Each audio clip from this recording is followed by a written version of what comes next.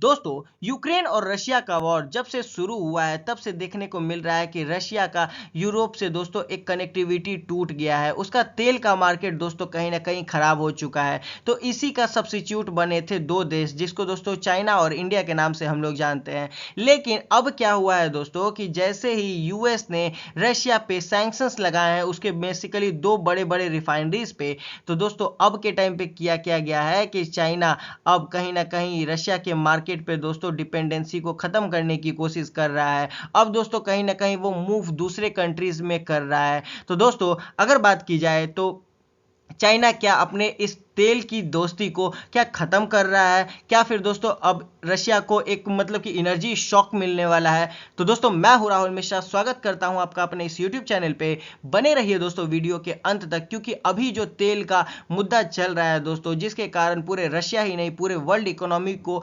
Unstable create करने का कोशिश किया जा रहा है। तो चलिए समझते हैं इस टॉपिक को। तो दोस्तों अगर बात की जाए तो सबसे खास बात यह है कि चाइना मेनली अगर देखोगे ना आप, तो मेनली यहाँ के दो तीन बड़े बड़े कंपनीज हैं, लाइक पेट्रो चाइना, साइनोपेक या फिर दोस्तों CNOOC। और उसके साथ साथ दोस्तों जेनहुआ ऑयल, ये बहुत बड़े बड़े ऑयल कंपनीज हैं।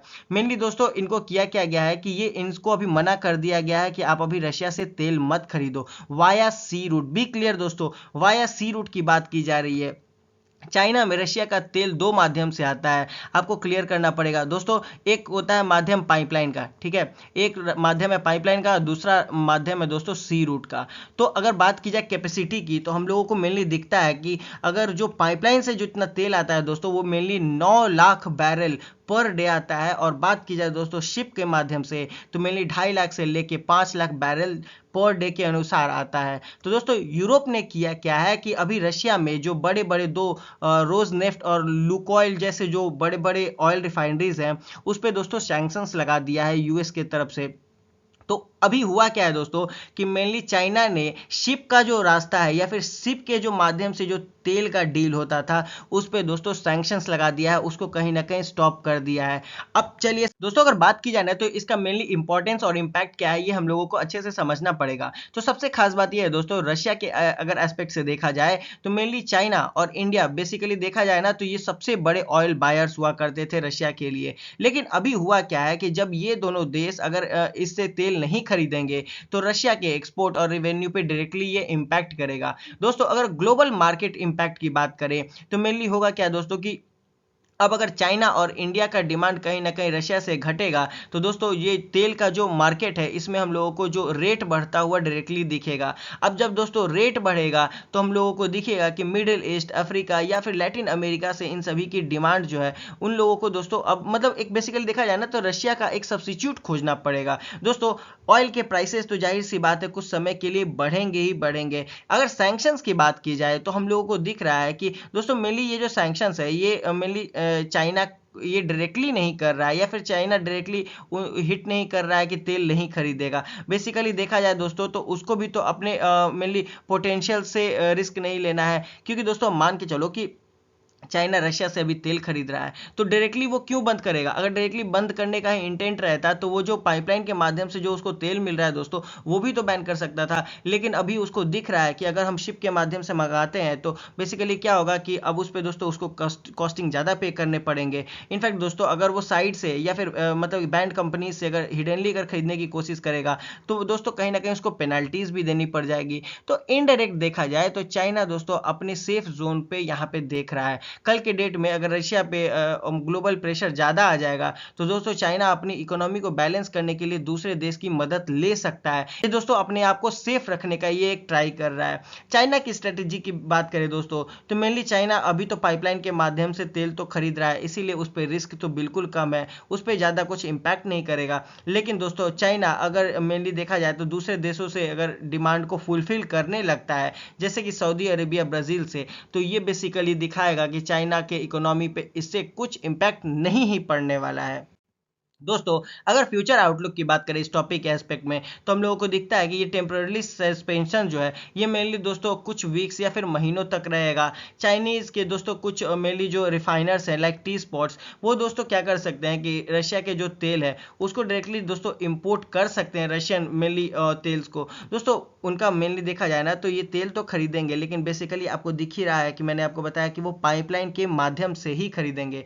तो दोस्तों, सबसे यहाँ पे इम्पैक्टफुल ये आ जाता है कि यहाँ पे इंडिया अगर उससे अगर तेल की मेनली डिपेंडेंसी को अगर कम कर दे या इंपोर्ट को कम कर दे, तो कहीं ना कहीं दिखेगा हम लोगों को दोस्तों कि ये बहुत बड़ा इम्पैक्ट पड़ेगा, चाहे वो रशिया की इकोनॉमी हो, इनफैक्ट दोस्तों इंडिया की इकोनॉमी। क्योंकि अभी के टाइम पे अगर इंडिया ज़्यादा तेल रशिया से खरीद रहा है तो बेसिक रीज़न यही है दोस्तों कि इंडिया अपने डोमेस्टिक मार्केट को बचाना चाहता है। दोस्तों, इसके कारण क्या होगा कि बेसिकली ग्लोबल जो सप्लाई चेन है वो कहीं ना कहीं अब हम लोगों को दिखेगा कि बहुत ज़्यादा मजबूत हो जाएगा। मजबूत होने का क्या रीज़न है दोस्तों, आप खुद सोच के देखो कि अभी के टाइम पे सबसे खास बात यह है कि हम लोगों को सस्ता तेल मिल रहा है रशिया से, हम लोग उससे खरीद रहे हैं। लेकिन दोस्तों, अगर रशिया पे सही में ज़्यादा प्रेशर आने लगे तो इंडिया को भी कहीं ना कहीं अपने देश को बचाने के लिए रशिया का हाथ छोड़ना पड़ेगा। क्योंकि दोस्तों, अपना डोमेस्टिक मार्केट बचाना भी एक सेफ गेम होता है किसी भी कंट्री के एस्पेक्ट पे।